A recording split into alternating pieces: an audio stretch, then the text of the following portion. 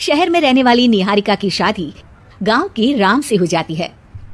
निहारिका को ज्यादा किसी चीज का शौक नहीं होता, जिस वजह से वो ससुराल में खुशी से रह रही होती है। लेकिन गोलगप्पों का प्यार सबको बहुत परेशान करता है। देखो जी, हमारी शादी को ना 1 हफ्ता हो गया और मुझे गोलगप्पे खाए हुए पूरे 7 दिन बीत गए। इतने लंबे समय तक अपने गोलगप्पों के बिना मैं आज तक नहीं रही। ओहो, आई बड़ी गोलगप्पे खाने वाली। हुक्म तो ऐसे चला रही है जैसे तेरे पापा ने हमें यहाँ कोई दुकान खोल कर दी हो। बेटी तो दी है ना, अब उससे थोड़े गोलगप्पे तो आप भी खिला सकते हैं ना। अरे देखो तो जरा, नास पीटे गोलगप्पों के पीछे कैसे कैंची की जैसी जुबान चल रही है इसकी। देखिए मम्मी जी, आप भले मुझे कुछ भी बोलिए, लेकिन अपने गोलगप्पों के लिए मैं कुछ नहीं सुन सकती। हाँ, अरे मैं तुम्हें गोलगप्पे खिला दूंगा, थोड़ा सब्र तो करो। पिछले 7 दिनों से सब्र ही तो कर रही हो ना। अरे गोलगप्पे ही तो है, इतना बेचैन क्यों हो रही हो? आ जाएंगे। सुनो जी, हम लड़कियां पति के बिना रह सकती हैं, पर गोलगप्पों के बिना नहीं, कभी नहीं। वो मेरा पहला और आखिरी प्यार है।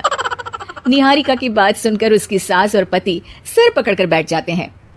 जिसके बाद राम गोलगप्पों का इंतजाम करने घर से बाहर चला जाता है।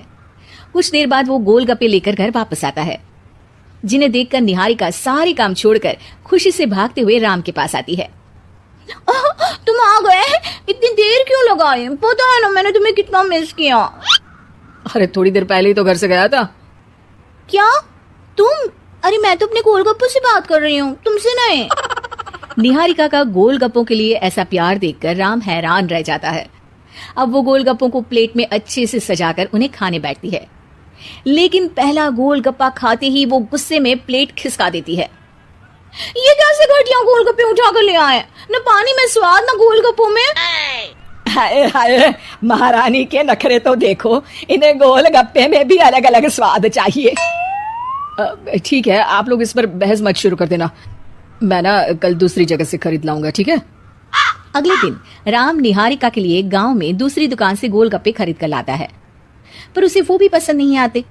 जिसके बाद बहुत दिनों तक यही सिलसिला चलता रहता है, जिसमें राम अपनी पत्नी के लिए दूसरे गांव तक जाकर वहां से भी गोलगप्पे खरीद कर लाता है, पर निहारिका को कहीं के कोई भी गोलगप्पे पसंद ही नहीं आते। तुमको तो अच्छे गोलगप्पे की पहचान करना आता ही नहीं है। तुमको गोलगप्पे का प्यार पता ही नहीं है, तुमसे कुछ होता ही नहीं है। अरे तुमसे बहुत होता है तो तुम खुद कर लो ना। सास की बात पर निहारिका बैग पैक करके घर से जाने लगती है, जिस पर राम उसे रोकते हुए कहता है, अरे इतनी सी बात पर कोई घर छोड़कर जाता है क्या? मैं कल शहर जाकर तुम्हारी पसंद के गोलगप्पे ले आऊंगा, ठीक है?